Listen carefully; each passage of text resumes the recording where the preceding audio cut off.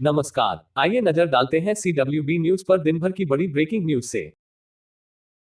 हरियाणा के रोहतक में लॉकडाउन के 31वें दिन मंगलवार को कुछ सरकारी कार्यालयों को खोलने की तैयारी कर ली है, लेकिन फिलहाल यहां कार्यालयों में आम जनता का काम नहीं होंगे। लॉकडाउन पूरी तरह खुलने तक विभागीय काम ही निपटाए जाएंगे। मार्च से ही सरकारी कार्यालय बंद है और सभी तरह के काम अटके हुए हैं। वित्त वर्ष भी आगे बढ़ गया है, इसलिए ये काम निपटाने पर ध्यान दिया जाएगा। मंगलवार से जो सरकारी कार्यालय खोले जाएंगे उनमें रोस्टर सिस्टम होगा। ग्रुप सी और डी के 35% कर्मचारी काम करने आएंगे। गृह मंत्री अनिल विज ने चाइना से मंगवाई 1 लाख रैपिड टेस्ट किट का ऑर्डर रद्द करने के मामले में बताया कि हमने चाइना की 2 कंपनियों के ऑर्डर रद्द कर दिए हैं। इसके अलावा साउथ कोरिया की कंपनी को ऑर्डर दिए हैं जो कि मानेसर में कोविड-19 टेस्ट किट बना रही है। विज ने कहा कि इन्हें 1 लाख किट का ऑर्डर दिया था और इन्होंने पहले ही 25,000 किट हरियाणा को सौंप दी है। अनिल विज ने बताया कि ये किट हमें चाइना से लगभग आधे दामों में और अच्छी गुणवत्ता के साथ मिल रही है। हरियाणा कर्मचारी चयन आयोग ने विभिन्न विभागों में 1137 पदों के लिए आवेदन मांगे हैं, जिनकी अंतिम तिथि आगे बढ़ा दी गई है। इच्छुक और पात्र उम्मीदवार अब इन पदों के लिए आयोग की ऑफिशियल वेबसाइट hssc.gov.in पर जाकर 15 मई तक आवेदन कर सकते हैं। जब ऑफिशियल नोटिफिकेशन जारी किया गया था तब अंतिम तिथि 24 मार्च थी, जिसे तब लॉकडाउन के कारण 17 अप्रैल तक बढ़ा दिया गया था, जिसे अब आगे 15 मई तक बढ़ा दिया गया है और फीस का भुगतान करने की अंतिम तिथि 19 मई है। कोरोना लॉकडाउन के चलते कई उद्योग कंपनियों को पूरी तरह से बंद कर दिया गया है, लेकिन इस बीच लॉकडाउन में मारुति सुजुकी कंपनी को एक राहत की खबर दी है। गुरुग्राम जिला प्रशासन ने ऑटोमोबाइल क्षेत्र की कंपनी मारुति सुजुकी को मानेसर प्लांट शुरू करने की अनुमति दे दी गई है। बता दें कि मानेसर प्लांट में करीब लगभग 4,696 कर्मचारी काम करते हैं, लेकिन प्रशासन ने अभी सिर्फ 600 कर्मचारियों को काम करने की अनुमति दी है। साथ ही काम करने के दौरान कंपनी को कर्मचारियों की सुरक्षा और सोशल डिस्टेंसिंग का भी ध्यान रखना होगा। हरियाणा सरकार ने फसल खरीद कार्यक्रम में शामिल सभी किसानों, आढ़तियों, मजदूरों और सरकारी कर्मचारियों के लिए बड़ी घोषणा की है। ये सभी 30 जून 2020 तक 10-10 लाख रुपए के जीवन बीमा कवर के दायरे में रहेंगे। कर्मचारी चाहे नियमित हो या आउटसोर्सिंग, सभी को 10 लाख रुपए के जीवन बीमा का लाभ मिलेगा। मुख्यमंत्री मनोहर लाल ने हरियाणा आज कार्यक्रम में इसकी घोषणा की। उन्होंने कहा कि ये कोरोना युद्ध 2 है, सरकार को इसकी भी चिंता है। फसल खरीद के दौरान महामारी से किसी की भी मृत्यु हो जाती है तो आश्रितों को 10-10 लाख रुपए सरकार देगी। इसलिए जिन किसानों ने मेरी फसल मेरा ब्यौरा पोर्टल पर पंजीकरण नहीं कराया है वे भी कराएं। किसानों को भुगतान आढ़ती के जरिए ही होगा।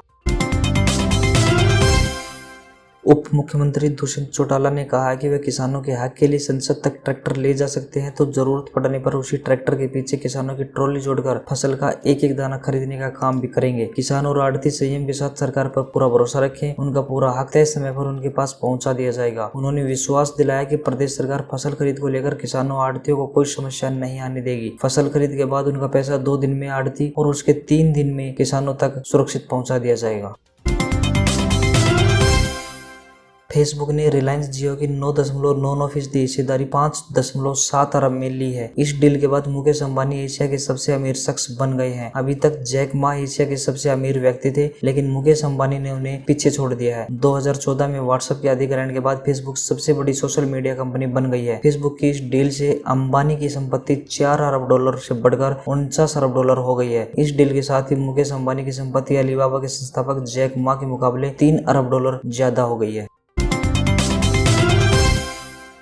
आज सप्ताह के तीसरे कारोबारी दिन यानी बुधवार को फेसबुक जियो डील से घरेलू शेयर बाजार हरे निशान पर बंद हुआ। बॉम्बे स्टॉक एक्सचेंज यानी BSE का प्रमुख इंडेक्स सेंसेक्स 742.84 अंक यानी 2.42% की बढ़त के साथ 31,379.55 के स्तर पर बंद हुआ। वहीं नेशनल स्टॉक एक्सचेंज यानी NSE का निफ्टी 205.85 अंक यानी 2.29% की तेजी के साथ 9,187.30 के स्तर पर बंद हुआ। दिग्गज शेयरों की बात करें तो आज जी limited, Reliance industry bank, Asian paint, UBL, Britannia, Bajaj finance, Maruti और हीरो मोटोकॉर्प के शेयर हरे निशान पर बंद हुए। वहीं ONGC, Vedanta limited, L&T, Cipla power grid और ग्रासिम के शेयर लाल निशान पर बंद हुए।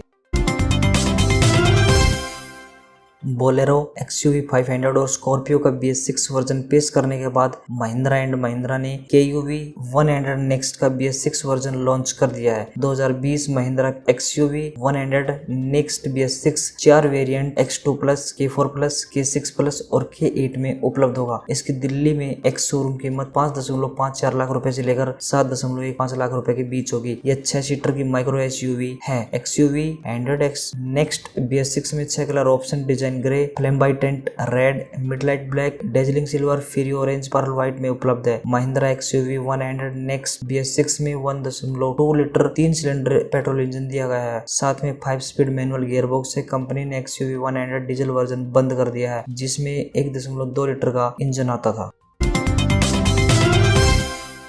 चीनी स्मार्टफोन निर्माता कंपनी जल्द ही Redmi K30 का किफायती यानी लाइट वेरिएंट लॉन्च कर सकती है और यह 5G कनेक्टिविटी से लैस होगा। इसका नाम Redmi K30i होगा। बताते चले कि Redmi स्वदेशी बाजार में किफायती वर्जन Redmi K30i को लाने की तैयारी में है। यह फोन इसी महीने के आखिर तक आ जाएगा। इससे पहले Redmi K30 को लॉन्च किया था। यह phone Qualcomm Snapdragon 785G chipset और 64 मेगापिक्सल के साथ दस्तक दे सकता है। कंपनी इसकी कीमत 21,690 रुपए। Redmi K30i की बाकी स्पेसिफिकेशन कथित तौर पर Redmi K30 वाले ही होंगे। Redmi K30i में इस्तेमाल होने वाले 48 मेगापिक्सल के कैमरे में सोनी सेंसर होगा। यह सैमसंग के ISO cell bright GM series का दिया जा सकता है।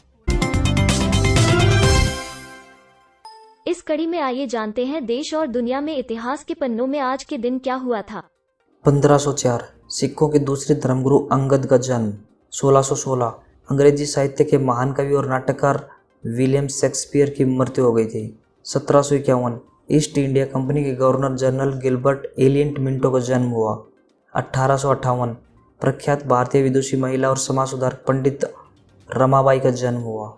1858 स्वतंत्रता सेनानी और महानायक कुंवर सिंह का निधन। 1935 यूरोपीय देश पोलैंड की संविधान अपनाया। 1968 मशहूर गजल गायक बड़े गुलाम अली खान का निधन हुआ था। 1992 प्रसिद्ध भारतीय फिल्म निर्माता निर्देशक भारत रत्न से सम्मानित सत्यजीत रॉय का निधन हुआ था। 2005 यूट्यूब पर पहला वीडियो अपलोड हुआ था। 2013 वेस्टइंडीज के विस्फोटक बल्लेबाज क्रिस गेल ने क्रिकेट इतिहास का सबसे तेज शतक मात्र 30 गेंदों में जड़ा। 2013 हिंदी फिल्मों की प्रसिद्ध पार्श्व गायिका शमशाद बेगम का निधन हुआ था।